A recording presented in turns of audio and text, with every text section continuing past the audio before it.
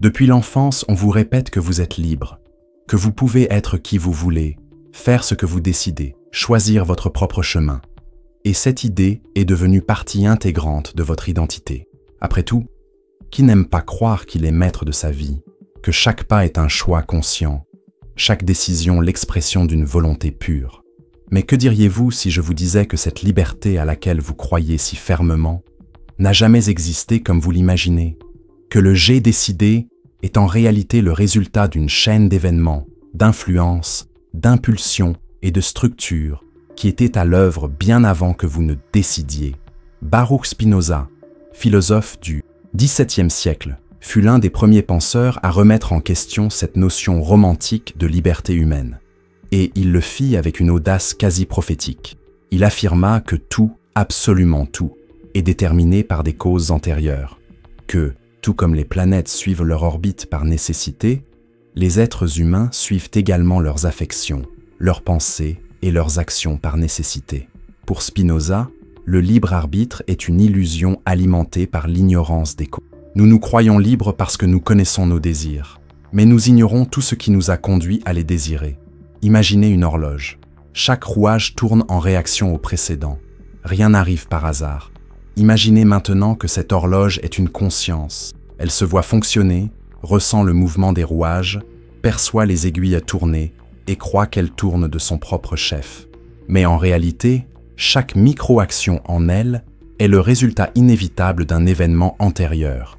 Spinoza disait que les êtres humains sont exactement ainsi, conscients de ce qu'ils font, mais inconscients des causes qui les ont poussés à le faire. Cette idée peut paraître inconfortable à première vue. Après tout, sans libre arbitre, ne sommes-nous que des marionnettes? Sommes-nous condamnés à répéter des schémas, otages des circonstances? La réponse, pour Spinoza, est subtile. On n'est pas libre par nature, mais on peut atteindre une certaine forme de liberté, à condition de comprendre les causes qui nous animent. L'esclavage ne réside pas dans la détermination, mais dans l'ignorance de ce qui nous détermine. Prenons un exemple courant. Imaginez quelqu'un qui s'irrite facilement. Au moindre signe d'agacement, il explose. Puis il dit « Tu étais plus fort que moi ». Et en effet, tu l'étais. Car cette réaction n'est pas née sur le moment, mais résulte d'une longue chaîne d'influences. Éducation, traumatisme, croyances, modèle familial, neurochimie, contexte actuel. Mais comme cette personne ignore l'origine de ses sentiments, elle croit avoir réagi par choix. Et c'est là le point central de la critique de Spinoza, la fausse perception que nous avons le contrôle, alors qu'en réalité, nous ne faisons que vivre des décisions qui se forment déjà en nous. Et il ne s'agit pas seulement d'explosions émotionnelles. Réfléchissez à la façon dont vous choisissez vos objectifs, vos désirs. Qu'est-ce qui vous pousse exactement à vouloir ce que vous voulez? Vous êtes-vous déjà demandé pourquoi une réussite professionnelle est si importante pour vous? Pourquoi recherchez-vous certaines relations et pas d'autres? Pourquoi réagissez-vous avec résistance à certaines idées et acceptation d'autres? La réponse facile serait de dire « Tu es comme ça, tout simplement ». Mais Spinoza vous invite à approfondir « Tu es comme ça. Pourquoi ?» Dans la vision déterministe de Spinoza, l'univers est un réseau continu de causes et d'effets. Tout est lié. Rien n'arrive isolément. Et cela vous inclut votre corps, votre esprit, vos émotions. Tout cela fait partie de la même nature qui régit les planètes et les marées. Il n'y a pas d'âme indépendante des lois naturelles. Vous n'êtes pas une exception dans le cosmos. Vous en faites partie. Et cela, loin de vous réduire à un élément insignifiant, vous invite à une grandeur que peu de gens perçoivent, celle de se connaître non pas comme un mythe, mais comme un phénomène naturel. C'est là que la philosophie de Spinoza devient révolutionnaire, parce qu'elle vous libère du récit selon lequel vous êtes une île, un être isolé, capable de désirer et d'agir en dehors du monde. Et elle vous place au sein d'un réseau de relations qui, une fois compris, vous redonne un nouveau pouvoir, celui d'agir avec clarté et non plus par impulsion. Car oui, vous n'avez pas choisi vos impulsions, mais vous pouvez choisir de les comprendre. Et en les comprenant, vous commencez à les modifier. Vous commencez à agir plus rationnellement. Vous commencez à acquérir une forme de liberté qui n'est pas absolue, mais bien réelle. Cette idée, lorsqu'elle est véritablement assimilée, provoque un changement intérieur, car elle vous oblige à abandonner le mythe de l'autosuffisance. Elle vous force à admettre que tout ce que vous ressentez, croyez, désirez, est ancré quelque part dans votre histoire, et que l'essentiel de votre identité est le fruit de processus inconscients que vous n'avez jamais explorés. Mais, en même temps, elle vous offre la possibilité de dépasser l'automatisme, de sortir du pilotage automatique de l'existence, de commencer enfin à vivre lucidement. Spinoza ne veut pas que vous deveniez un sceptique paralysé, pensant que tout est une futilité prédéterminée. Il veut que vous deveniez un sage. Quelqu'un qui, au lieu de dire « je suis comme ça, un point c'est tout », dise « je comprends pourquoi je suis comme ça et je peux m'efforcer d'agir différemment ». Et c'est une différence colossale, car tandis que la plupart aspirent à une liberté impossible, celle de tout décider de zéro, sans influence extérieure, le sage spinoziste recherche une liberté concrète, celle de connaître les courants invisibles qui le font bouger, pour apprendre à les naviguer intelligemment. Maintenant, arrêtez-vous et réfléchissez. Combien de vos décisions les plus importantes étaient vraiment les vôtres? La carrière que vous avez choisie, la ville où vous vivez, les personnes qui vous entourent, les causes que vous défendez, les peurs qui vous freinent, les désirs qui vous animent. Combien de ces choses sont nées de votre essence profonde et combien ont été héritées, copiées, conditionnées, non pas par culpabilité, mais par conséquence. Car si vous ne regardez pas ces causes, elles continuent de vous guider sans même que vous vous en rendiez compte. Et c'est là que le déterminisme de Spinoza cesse d'être une idée philosophique pour devenir un outil pratique de connaissance de soi. Car il vous oblige à cesser de vous concentrer uniquement sur ce que vous faites et à commencer à vous interroger sur les raisons de vos actes. Il vous invite à tourner votre regard vers l'intérieur, non pas pour juger, mais pour comprendre. Et de cette compréhension naît quelque chose de rare, un sentiment de cohérence interne, d'alignement entre pensée, affect et action. Et c'est le début de la paix. En vérité, vous pouvez continuer à croire que vous êtes libre de vouloir tout ce que vous voulez. Mais si vous persistez à nier les causes qui vous façonnent, vous vivrez en conflit avec des aspects de vous-même que vous ne comprenez pas. Vous serez frustré par des choix que vous ignorez. Vous vous blâmerez pour des comportements qui semblent mauvais, mais qui ne sont que la conséquence de causes que vous n'avez jamais étudiées. Vous vivrez en essayant de réparer le présent, sans réaliser que la clé réside dans le passé, dans des racines que vous n'avez pas encore vues. Spinoza ne cherche donc pas à vous convaincre que vous êtes une machine. Il veut vous montrer que si tout a une cause, alors tout peut être compris. Et si tout peut être compris, tout peut être transformé. La transformation commence par l'acceptation de ne pas être aussi libre que vous le pensiez. Et cette acceptation ne vous limite pas, elle vous libère. Mais pour que cette liberté commence à s'épanouir, vous devez franchir l'étape suivante. Reconnaître que le vous que vous croyez être n'est pas une création spontanée. Vous n'avez pas choisi de naître ainsi. Votre corps, votre tempérament, vos croyances précoces, votre façon de réagir, tout cela s'est façonné avant que vous n'en ayez le moindre contrôle. Et c'est exactement de cela dont nous allons parler maintenant. Tu n'as pas choisi ton corps, ni ton nom, ni la ville où tu es né, ni les premiers mots que tu as entendus, ni la langue que tu as apprise, ni les bonnes manières que tu as vues. Tu n'as pas choisi si tu grandirais dans un foyer accueillant ou chaotique, ni si tu bénéficierais ou non d'un soutien émotionnel. Tu n'as pas décidé des traumatismes que tu affronterais dans ton enfance, ni du type d'amour ou de peur qui serait ton premier enseignant. Et pourtant, tout cela t'a façonné. Chaque élément, chaque petite influence, chaque regard ou son absence a contribué à composer ce que tu appelles aujourd'hui « moi ». Cette prise de conscience, pour beaucoup, peut paraître inconfortable, car elle remet en cause l'idée que nous sommes les architectes autonomes de notre identité. Mais pour Spinoza, cette vision est non seulement vraie, mais aussi libératrice. Il croyait que les êtres humains font partie intégrante de la nature, régis par les mêmes lois qui régissent les étoiles, les marées et la croissance des arbres. De même qu'une graine ne devient un arbre que grâce aux conditions qui l'entourent, un individu ne devient ce qu'il est que grâce aux influences qui l'imprègnent dès avant sa naissance. Selon Spinozisme, tout ce qui existe exprime la substance infinie de la nature. Il l'appelait Dieu ou nature, Deus sive natura. Rien n'est extérieur à elle, il n'y a aucune exception. Et cela vous inclut, votre corps, votre esprit, votre histoire. Par conséquent, tout ce que vous ressentez, pensez, croyez, désirer, rejeter, tout a une cause. Et presque toujours, cette cause a précédé votre conscience. Vous n'avez commencé à percevoir les choses qu'après qu'elles étaient déjà en mouvement.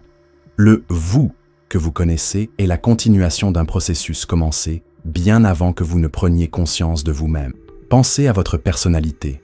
Êtes-vous plutôt introspectif ou expansif? Plus anxieux ou calme? Plus logique ou émotif? D'où viennent ces caractéristiques? Sont-elles en réalité le résultat de décisions? Ou sont-elles l'expression de quelque chose qui vous précède?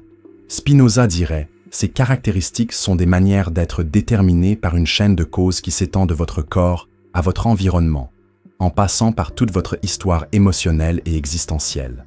Il n'existe pas de soi originel, totalement exempt de ces influences. Ce qui existe est un organisme traversé par des forces qui peuvent être connues, organisées et comprises.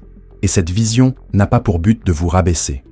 Au contraire, elle vise à vous libérer du mythe du « devrait être » qui vous fait tant souffrir.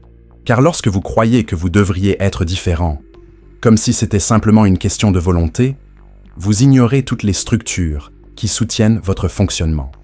Et par conséquent, vous vous culpabilisez. Vous exigez des choses de vous-même. Vous vous comparez. Vous souffrez de ne pas être à la hauteur d'idéaux qui n'ont jamais respecté vos motivations profondes. Combien de fois vous êtes-vous demandé « Pourquoi suis-je comme ça ?» avec colère, honte, culpabilité. Pourquoi ne puis-je pas être plus calme, plus productif, plus confiant? Pourquoi est-ce que je répète les mêmes schémas? Pourquoi est-ce que je sabote ce que je désire? Pourquoi est-ce que je ne change pas, alors que je sais que je devrais? Ces questions partent du principe que vous maîtrisez totalement votre « je », comme si vous pouviez remodeler votre esprit par simple décret. Mais la philosophie de Spinoza vous invite à poser une question préalable, bien plus puissante. Quelles sont les causes qui m'ont rendu ainsi? Et ce changement de questionnement change tout. Car en examinant les causes, on commence à se traiter avec plus de compréhension. On commence à voir que notre difficulté n'est pas due à la paresse, mais peut-être à un esprit entraîné à la peur. Que notre agressivité n'est pas de la malveillance, mais peut-être un instinct défensif forgé dans des environnements hostiles. Que notre faible estime de soi n'est pas un défaut, mais la conséquence d'une enfance insatisfaite.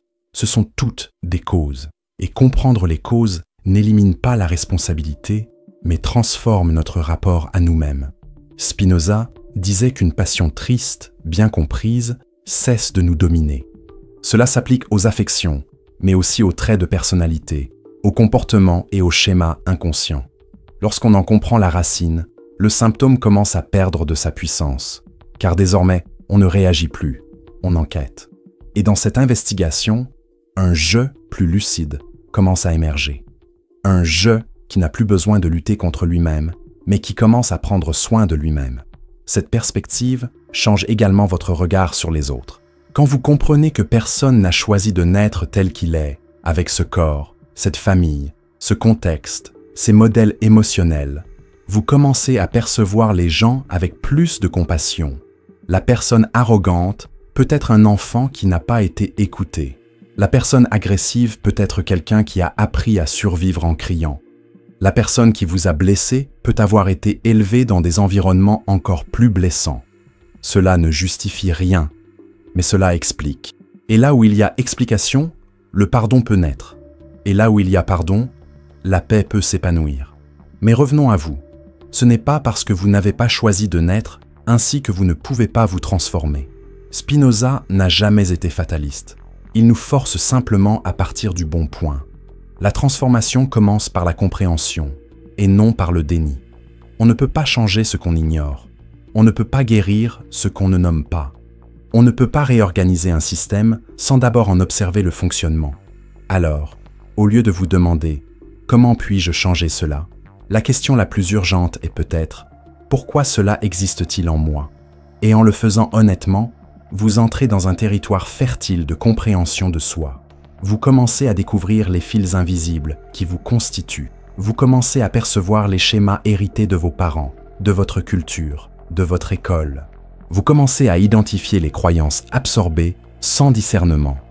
Vous commencez à voir que le « moi » est une histoire. Et comme toute histoire, Elle peut être réécrite, mais jamais de zéro.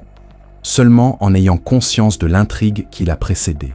Cette réécriture est ce que Spinoza appellerait la libération rationnelle. Vous cessez d'être esclave de vos passions et commencez à agir par le pouvoir de la compréhension. Vous cessez d'être un simple effet et devenez aussi une cause de vous-même. Et c'est là, pour Spinoza, la véritable liberté, non pas la liberté d'être quoi que ce soit, mais la liberté de prendre davantage conscience de qui vous êtes vraiment. Maintenant, prenez une grande inspiration et réfléchissez. Qu'est-ce qui vous semble impossible à changer en vous? Qu'avez-vous porté en vous comme une condamnation? Qu'avez-vous pris l'habitude d'appeler « c'est qui je suis » alors qu'en réalité, c'est peut-être simplement « c'est comme ça que j'ai été façonné ». Ces questions n'ont pas de réponse immédiate, mais elles ouvrent des portes vers une vie où vous n'aurez plus besoin de vous faire du mal en essayant d'être quelqu'un d'autre. Où vous commencerez, pour la première fois, à faire la paix avec qui vous êtes, non pas pour rester le même, mais pour grandir avec des racines plus profondes. Et, en reconnaissant que vous êtes le produit de cause, vous commencez aussi à regarder ce que vous ressentez avec un regard nouveau. Car souvent, la souffrance que vous portez n'est pas le résultat de mauvaises décisions, mais d'émotions que vous n'avez pas choisi de ressentir. Des émotions qui surgissent comme des tempêtes, qui vous envahissent, vous paralysent ou vous détruisent, et qui, selon la vision spinoziste, obéissent également à une logique. Une logique invisible, mais compréhensible. Et c'est exactement de cela dont nous allons parler maintenant. Vous est-il déjà arrivé de vous sentir mal, sans pouvoir expliquer pourquoi? Avez-vous déjà vécu une journée où tout semblait aller pour le mieux, mais où soudain, l'angoisse vous a saisi la poitrine sans prévenir? Ou une irritation inexplicable? Un nœud à l'estomac? Une envie de pleurer sans raison? Et quand on vous demandait « Que s'est-il passé ?» la réponse était un soupir frustré. « Je ne sais pas ». C'est précisément à ce moment que commence la philosophie la plus profonde de Spinoza sur les affects humains. Pour lui, les émotions ne sont pas des décisions conscientes, mais les effets inévitables de causes que souvent on ne voit même pas. On ne choisit pas d'être en colère. On ne se réveille pas en pensant « Aujourd'hui, je vais me sentir rejeté ». Ces expériences naissent de forces internes et externes, agissant sous notre niveau de conscience.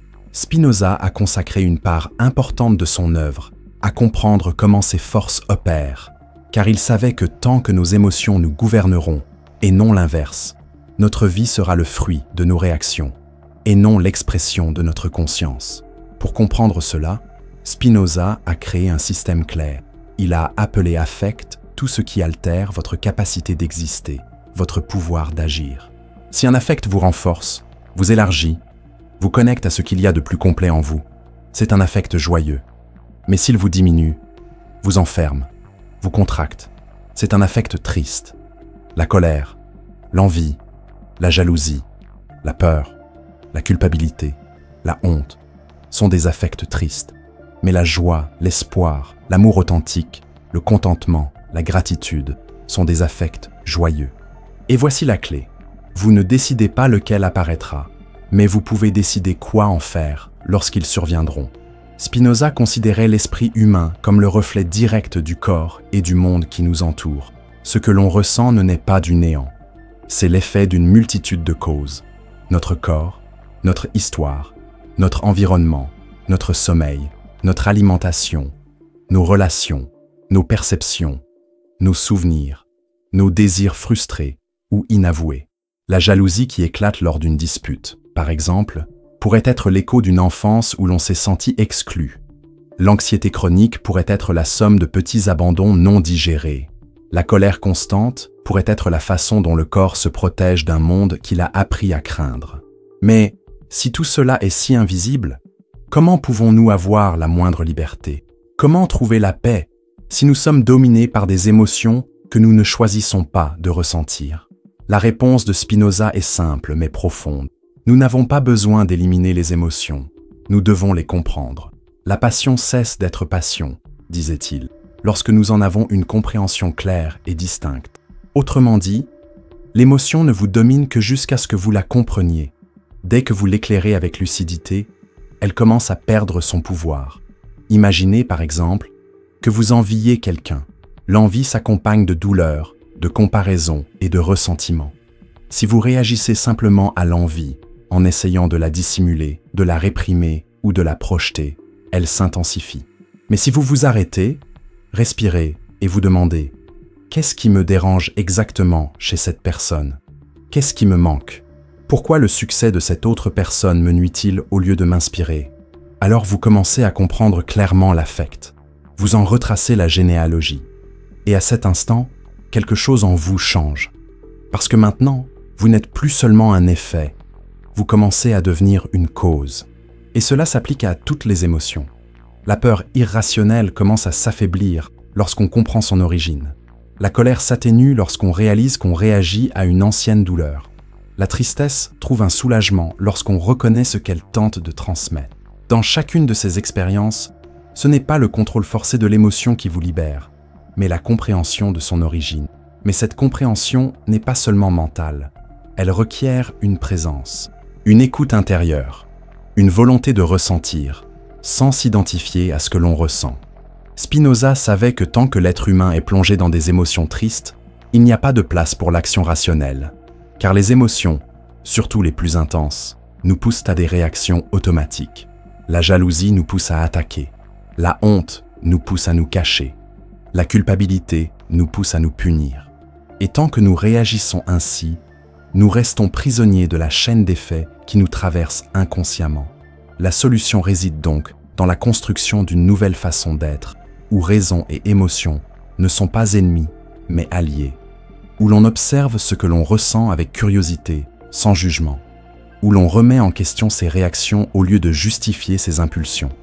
Où l'on commence à comprendre que chaque émotion, aussi difficile soit-elle, est porteuse d'informations.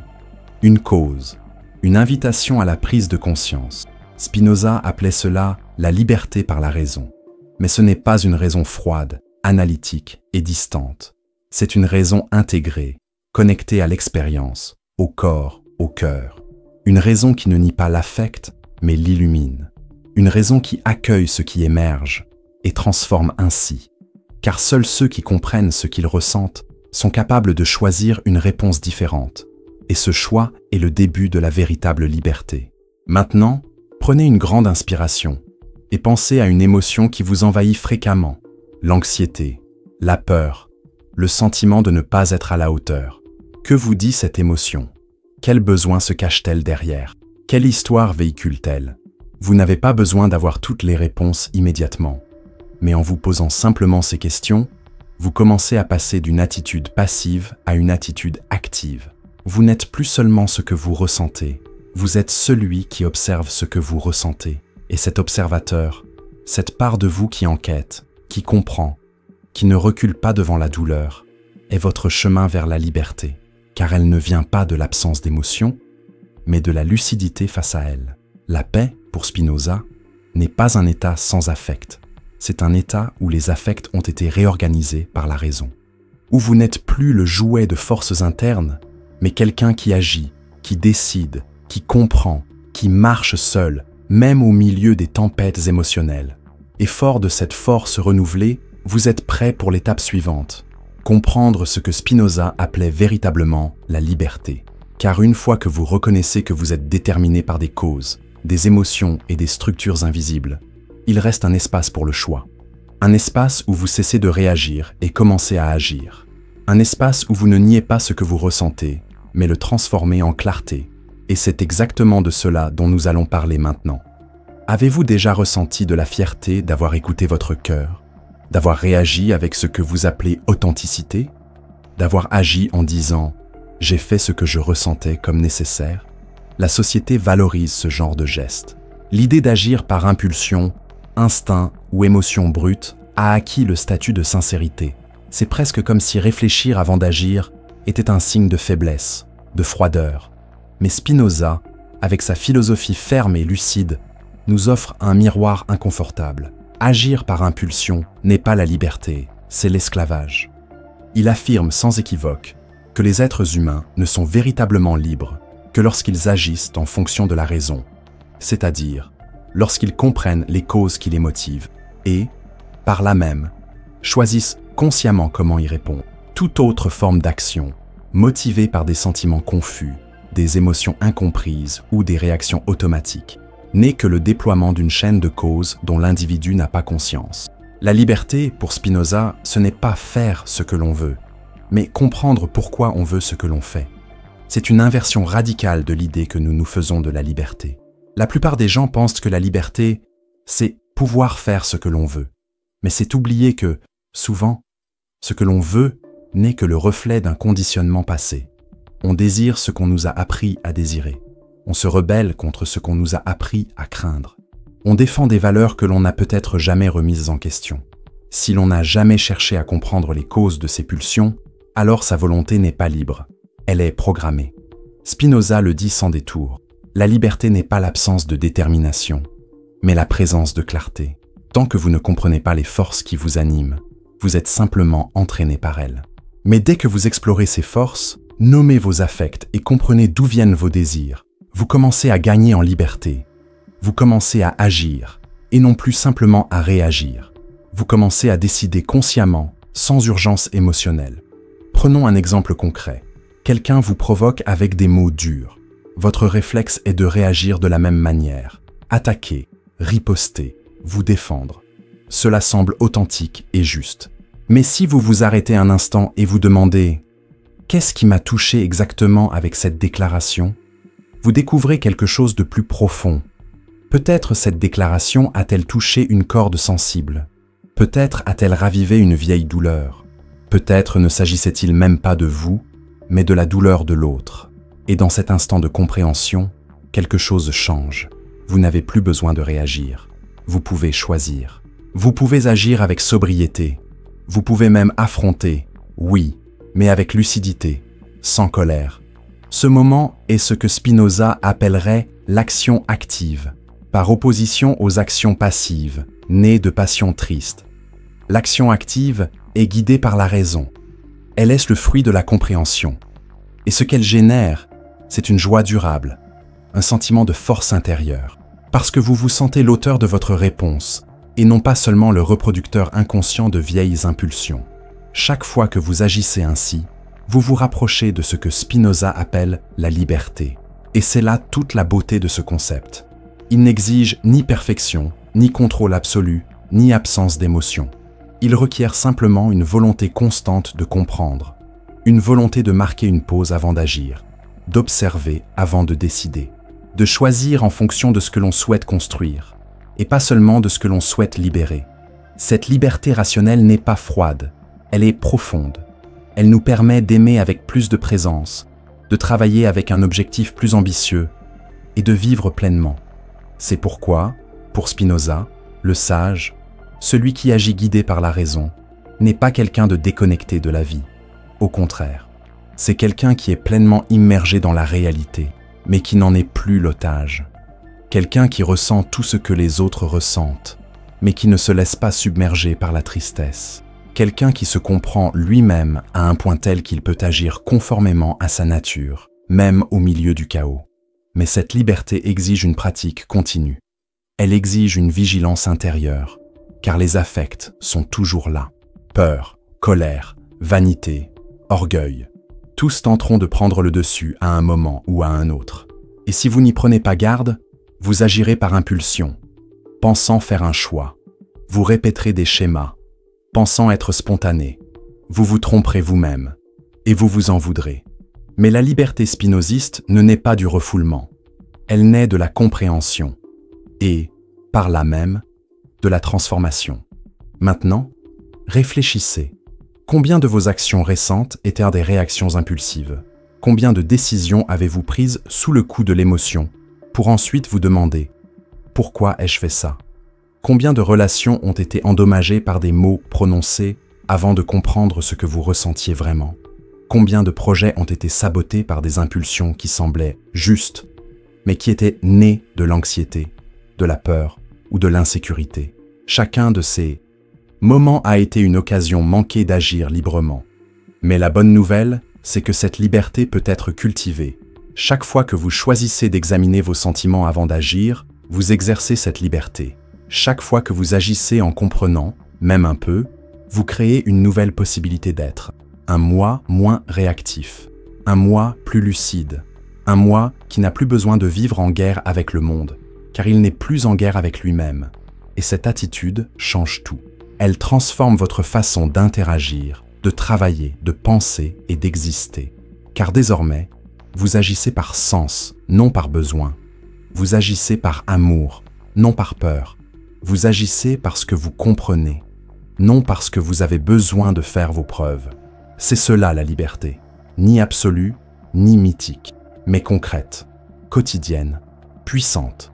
Et à mesure que vous gagnez cette liberté, même lentement, vous commencez à vous percevoir différemment.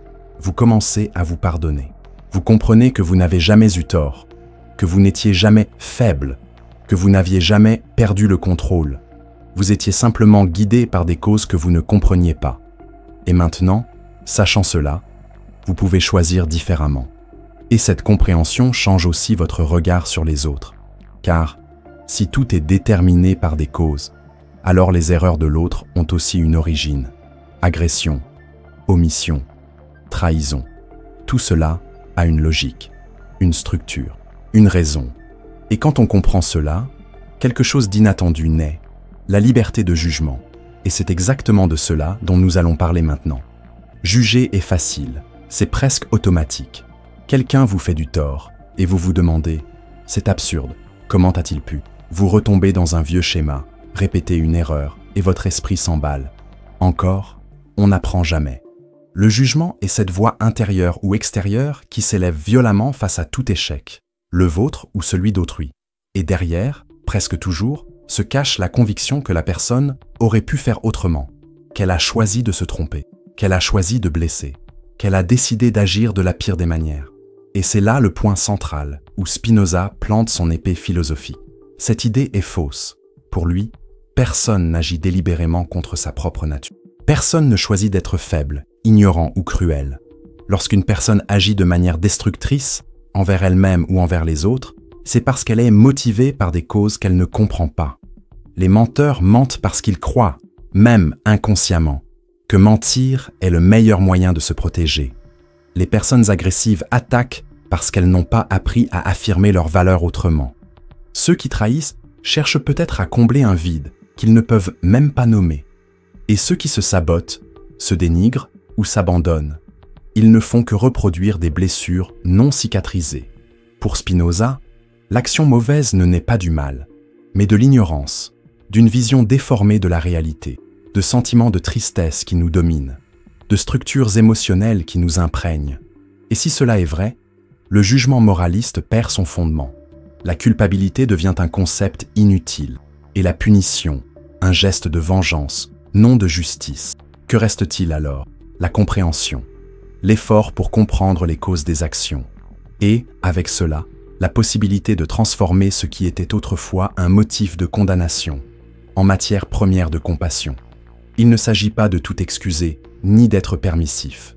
Spinoza n'a jamais proposé un monde sans responsabilité, mais il nous invite à changer de vitesse, troquer la punition contre la compréhension, troquer la colère contre l'analyse, troquer les accusations contre l'observation attentive. Et cela s'applique, avant tout, à vous-même. Car peut-être que la personne que vous jugez le plus, c'est vous. Vous vous en voulez parce que vous ressentez trop, parce que vous n'arrivez pas à avancer, parce que vous retombez dans les mêmes pièges, parce que vous explosez, parce que vous fuyez, parce que vous vous figez, et vous croyez, au fond de vous, que vous auriez pu faire les choses différemment, qu'il vous fallait simplement plus de force, plus de concentration, plus de discipline. Mais est-ce vraiment vrai? Spinoza disait « Tu as fait ce que tu pouvais, avec ce que tu étais à ce moment-là. » Et ce que tu étais, à ce moment-là, était l'effet de centaines de causes invisibles. Le traumatisme dont vous ne vous souveniez pas, mais qui vous a poussé à fuir. La croyance héritée de l'enfance qui vous faisait sentir inférieur. La structure émotionnelle encore en développement. Le corps épuisé. Le sommeil irrégulier. La peur indicible. Tout cela formait la toile de fond de vos actions. Comment pourriez-vous espérer autre chose si les causes de vos actes pointaient toutes dans la même direction? Comprenez bien, cela n'élimine pas votre responsabilité future, bien au contraire. Maintenant que vous commencez à comprendre ce qui vous motive, vous pouvez faire des choix différents. Mais vous blâmer pour des erreurs passées nées de l'ignorance revient à répéter cette ignorance à un autre niveau. La culpabilité ne guérit pas. Le jugement ne régénère pas. Ce qui transforme, c'est la clarté. C'est le geste de dire « je ne comprenais pas à l'époque, mais maintenant, je peux commencer à comprendre ». Et dès ce début, le pardon commence déjà. Il en va de même pour les autres. Pensez à quelqu'un qui vous a blessé, quelqu'un qui vous a trahi, trompé, abandonné, maltraité. Vous pouvez passer des années à revivre ce qui s'est passé, à penser la douleur comme on pense une plaie ouverte. Mais que se passerait-il si vous vous demandiez quelle douleur cette personne portait-elle pour agir ainsi? Quel aveuglement émotionnel la motivait? Quelle histoire inédite se cachait derrière ce geste? Cela ne change rien à ce qu'elle a fait, mais cela change l'effet que cela a sur vous. Car tant que vous jugez, vous restez prisonnier. Vous continuez à nourrir la triste affection que l'autre personne a suscitée. Mais lorsque vous comprenez, même sans vous justifier, vous libérez le lien, vous respirez, vous vous libérez du poids. Et c'est la libération, pas pour l'autre, mais pour vous. Spinoza disait que l'esprit qui comprend est celui qui est le plus proche de la perfection. Et comprendre implique toujours un acte d'empathie rationnelle, se mettre à la place des causes, non pas à la place de la personne, mais dans le réseau de force qui les imprègne. Et dans ce geste naît le pardon le plus profond, celui qui n'exige ni repentir de l'autre, ni approbation sociale, ni oubli. C'est le pardon silencieux qui dit « je comprends » et donc « je lâche prise ». Maintenant, prenez une grande inspiration et demandez-vous « qui jugez-vous encore en silence? Quelle version de vous-même n'avez-vous pas encore pardonné? Quelles histoires répétez-vous encore comme s'il s'agissait de crimes impardonnables, alors qu'en réalité, elles n'étaient que la conséquence de causes invisibles? Vous n'avez pas besoin d'avoir toutes les réponses maintenant. Mais en posant ces questions, vous avez déjà commencé à changer de perspective. Changer de perspective est la première étape pour changer sa vie. Car en abandonnant le jugement, on gagne en espace intérieur. Espace pour observer, respirer, reconstruire, prendre de nouvelles décisions, maintenant, avec plus de clarté, plus de présence, plus d'autonomie. Et cette autonomie est ce que Spinoza appelle la liberté rationnelle. Une liberté qui, reconnaissant que toute chose a une cause, se consacre à la découverte de ces causes. Et, ce faisant, transforme ce qui semblait auparavant inévitable. Et c'est précisément cette transformation, cette utilisation du déterminisme comme outil de connaissance de soi, que nous allons maintenant explorer. Si tout a une cause, alors rien n'est aléatoire. Ni votre peur de vous exposer, ni votre tendance à vous saboter, ni la façon dont vous entrez et sortez des relations, ni la raison pour laquelle vous vous figez dans certaines situations et explosez dans d'autres. Tout a une cause, et ce qui semble être l'instinct ou le destin n'est qu'un élément d'une chaîne logique d'événements internes et externes, presque toujours invisibles. C'est l'une des affirmations les plus puissantes de la philosophie de Spinoza, et aussi l'une des plus libératrices. On peut se comprendre soi-même bien plus précisément qu'on ne l'imagine. Mais pour y parvenir, il faut abandonner l'illusion du hasard et adopter le déterminisme comme outil. Il est curieux de constater à quel point le mot « déterminisme » sonne souvent froid.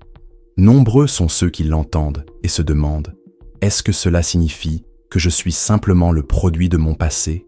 ou « je n'ai donc pas le choix ?» Mais ce n'est pas ce que dit Spinoza. Il ne propose pas le déterminisme comme une simple phrase, mais plutôt comme une voie vers la clarté.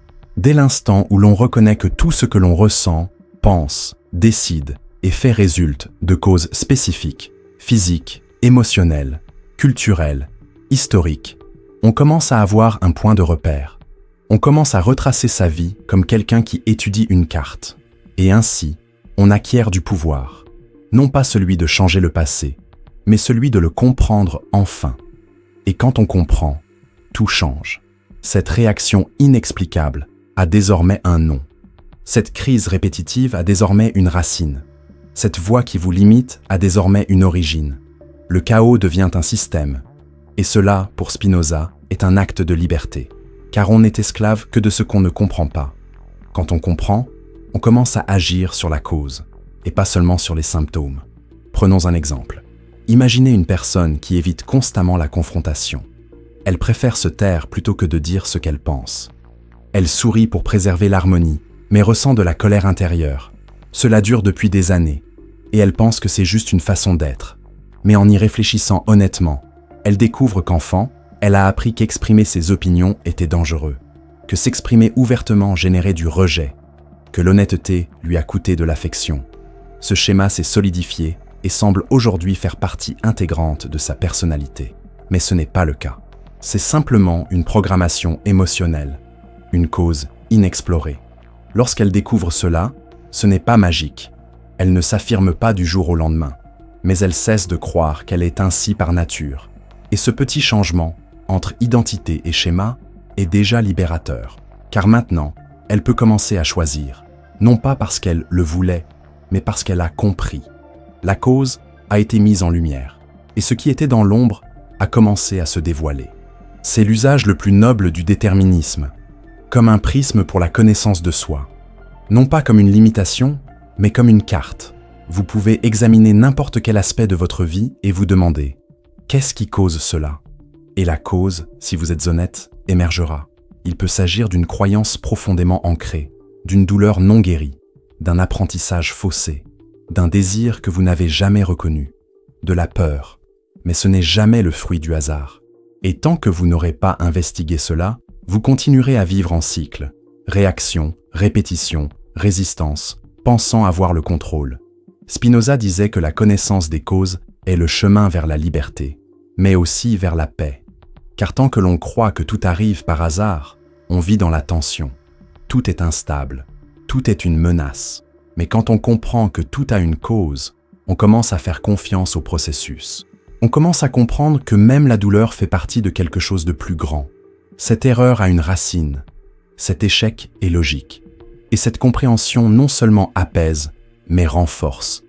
Imaginez par exemple que vous êtes en crise, anxieux, triste, bloqué. Avant de vous juger ou de céder, demandez-vous « D'où cela vient-il ? Quelle partie de moi réagit ? Quel événement ou schéma cela se répète-t-il ? Quel a été le déclencheur ? Qu'est-ce que je n'ai pas vu à temps ? » Ces questions, posées avec douceur et persistance, créent des ouvertures. Et c'est par ces ouvertures que la lumière de la conscience entre. Vous cessez d'être un simple réflexe et devenez un observateur actif. Et c'est le début d'une véritable transformation. Le déterminisme de Spinoza vous invite également à explorer non seulement vos souffrances, mais aussi vos désirs. Vous êtes-vous déjà demandé pourquoi vous voulez ce que vous voulez ? Pourquoi avez-vous choisi une certaine profession ? Pourquoi recherchez-vous certains types de reconnaissance ? Pourquoi désirez-vous si désespérément avoir raison, être admiré, être aimé ? Ces désirs ne surgissent pas de nulle part, ils ont des racines. Et souvent, ils sont liés à des déficiences émotionnelles que vous n'avez jamais pris le temps d'explorer. Le désir, pour Spinoza, est l'essence même de l'être humain. Nous sommes des êtres de désir, mais aveugles, il nous a servi. Ce n'est qu'en comprenant les causes de notre désir que nous pouvons agir avec plus de sagesse, désirer plus consciemment, choisir plus authentiquement, car désormais, le désir n'est plus une contrainte, il est l'expression de notre compréhension. Et cette compréhension est un exercice. Elle ne se fait pas d'un coup, ce n'est pas une formule, c'est une attitude face à la vie, une volonté constante de regarder en soi avec honnêteté, de reconnaître que vous n'êtes pas une erreur, mais un effet, et qu'en comprenant ces causes, vous pouvez aussi devenir vous-même cause. Maintenant, prenez une grande inspiration. Pensez à un schéma récurrent en vous, quelque chose que vous aimeriez changer, mais que vous n'avez pas encore fait. Au lieu de vous demander « Pourquoi suis-je comme ça ?», demandez-vous plutôt « Qu'est-ce qui m'a rendu ainsi ? Qu'est-ce qui m'a amené ici ? Que cherche à protéger ou à éviter ce comportement ?» Ce mouvement à lui seul modifie la qualité de votre présence. Il vous fait passer de la zone de jugement à celle d'investigation. Il vous rapproche de vous-même. Et plus vous vous connaissez vous-même à travers ce chemin, rationnel et pourtant profondément humain, plus vous ressentez une paix différente. Une paix qui ne vient pas de l'absence de problème, ni de la perfection, mais de la clarté sur qui vous êtes et pourquoi. Une paix qui naît lorsque vous cessez de résister à vos causes et commencez à les comprendre. Et c'est précisément ce type de paix, mature, réelle, stable, que nous allons explorer maintenant. Car après tout cela, il ne reste plus qu'à déconstruire l'idée la plus répandue et la plus dangereuse sur la paix intérieure, celle selon laquelle elle n'existe que lorsque tout va bien. Et Spinoza nous montrera que la véritable paix, commence précisément quand on cesse de lutter contre ce qui... La plupart des gens passent leur vie à essayer de corriger la réalité, à essayer de contrôler leurs émotions, de changer qui ils sont, de s'adapter aux autres, de prédire l'avenir, d'effacer le passé. C'est une lutte continue, silencieuse et épuisante, presque toujours invisible, même pour ceux qui la vivent. On se réveille et on commence immédiatement à résister au climat, à la routine, à son propre corps, au temps qui passe, à la perte ressentie, à la peur persistante. Et au fond, on croit ne trouver la paix que lorsque tout rentrera dans l'ordre, lorsque le monde cessera de nous confronter, lorsque l'on y parviendra enfin. Mais Spinoza propose une voie complètement différente et infiniment plus profonde. La paix ne se trouve pas de l'autre côté de la réalité, mais précisément dans l'acceptation lucide de ce qu'elle est. Cela n'a rien à voir avec la passivité. Il ne s'agit ni de résignation, ni de conformisme. Il s'agit de cesser de lutter contre l'incontrôlable et de commencer à agir avec sagesse dans ce qui est. Spinoza comprenait que tout ce qui existe, absolument tout, est une expression de la nature, qu'il appelle aussi Dieu. Et cette nature ne se trompe pas. Elle ne faillit pas. Elle est sans morale. Elle n'agit pas par caprice. Elle est, tout simplement. Chaque mouvement, chaque événement, chaque émotion, chaque douleur, chaque naissance et chaque perte, tout est la conséquence d'une chaîne infinie de causes.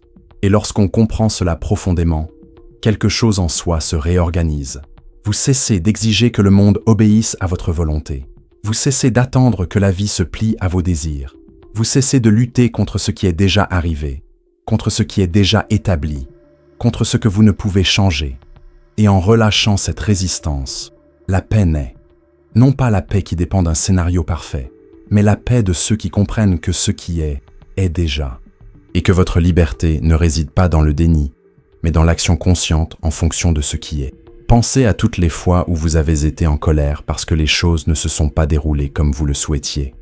À toutes les fois où la frustration s'est installée parce que les gens n'ont pas agi comme vous l'espériez. À toutes les fois où l'anxiété vous a consumé alors que vous essayez d'anticiper un avenir incertain. Dans toutes ces situations, il y avait une lutte, une tension, un choc avec la réalité. Et tant que vous êtes dans cette lutte, il n'y a pas de paix possible. Parce que toute votre énergie est utilisée pour tenter de changer ce qui, à ce moment-là, échappe à votre contrôle. Spinoza disait « On ne souffre que lorsqu'on souhaite que la réalité soit différente de ce qu'elle est. La souffrance ne réside pas dans l'événement lui-même, mais dans la résistance à celui-ci. Un fait est un fait. Un non est un non. Une fin est une fin. Mais lorsqu'on résiste, lorsqu'on l'interprète comme une injustice, un échec, une punition, alors la souffrance s'installe, car l'esprit veut que la vie suive un scénario qui n'a jamais été écrit, et la paix se perd dans cette friction. Mais quand on commence à considérer la réalité comme nécessaire, au sens spinoziste de causer, inévitable dans l'ordre naturel des choses, on cesse de réagir avec colère et on commence à agir avec lucidité. Il ne s'agit pas d'accepter passivement tout. Il s'agit de cesser de lutter contre ce qui est déjà, pour enfin pouvoir transformer ce qui peut être. La lucidité engendre l'action intelligente. La résistance engendre l'action aveugle. Et ce principe s'applique à tout, aux émotions qui surgissent, aux pensées qui vous perturbent, aux erreurs que vous faites, à la douleur que vous ressentez, à ceux qui ne changent pas, aux pertes qui surviennent. Rien de tout cela ne doit être nié, ni contrôlé de force. Ce qu'il faut, c'est le comprendre, l'accepter, l'intégrer. Et ce mouvement intérieur, cesser de réagir et commencer à comprendre, est le terreau où la véritable paix peut s'épanouir. Spinoza savait que la vie ne se résume pas à la joie, que la tristesse existe, que le chagrin existe, que les passions tristes existent. Mais il savait aussi que plus on comprend les affects qui nous animent, plus on saisit la logique de la douleur, plus on devient capable de la traverser sans se perdre. L'esprit qui comprend ne souffre pas moins, mais il souffre différemment. Une souffrance qui ne paralyse pas, qui ne contamine pas tout, qui ne devient pas identité. C'est une souffrance lucide, temporaire, ce qui, pour cette raison même, n'empêche pas la paix d'exister à côté. C'est ce qui rend la vision de Spinoza si puissante. Elle ne promet pas un paradis sans problème. Elle promet un esprit qui sait gérer les problèmes avec sagesse. Un esprit qui ne désespère pas face à la douleur, car il en comprend la cause, qui ne s'exalte pas face à la joie, car il sait qu'elle aussi passe, qui n'entre pas en guerre avec la réalité, car il a appris à agir avec elle et non contre elle. Arrêtez-vous un instant. Pensez à quelque chose auquel vous avez résisté, une émotion qui persiste à revenir, un fait de votre vie que vous rejetez, une part de vous-même que vous avez encore du mal à éliminer. Peut-être est-ce la peur, la lenteur, la dépendance, le doute, la fatigue, la tristesse, le désir de contrôle, les attentes des autres. Respirez profondément et demandez-vous, que se passerait-il si, au lieu de lutter contre cela, je commençais à l'observer avec compréhension? Que se passerait-il si, au lieu de nier ce qui est, je l'acceptais comme point de départ? Ce changement d'attitude est ce qui distingue la souffrance inconsciente de la paix consciente. Car, comme Spinoza nous l'a enseigné tout au long de son œuvre, on ne peut contrôler la vie, mais on peut comprendre son fonctionnement. Et cette compréhension vous rend libre, elle vous rend présent, elle vous rend entier. Et quand vous y serez, vous réaliserez peut-être que le déterminisme, ce concept qui semblait froid au premier abord, s'est en fait révélé être l'un des outils les plus humains qui soient, parce qu'il vous permet de vous examiner en profondeur, il vous permet de pardonner, il vous permet d'agir avec sincérité, et, surtout, il vous permet de vivre en paix avec ce qui est, et pas seulement avec ce que vous souhaiteriez qu'il soit. C'est la liberté spinoziste, non pas la liberté illusoire de faire ce que l'on veut, mais la véritable liberté de vivre lucidement dans ce qui est déjà, d'évoluer intelligemment dans la réalité, d'agir avec sagesse grâce à la compréhension, de trouver la paix non pas lorsque tout est parfait, mais lorsque l'on est entier, même dans l'imparfait. Et peut-être, finalement, Spinoza nous l'explique-t-il mieux que nous-mêmes, non pas parce qu'il nous dit quoi faire, mais parce qu'il nous apprend à comprendre qui nous sommes. Et en comprenant, finalement, nous pouvons choisir.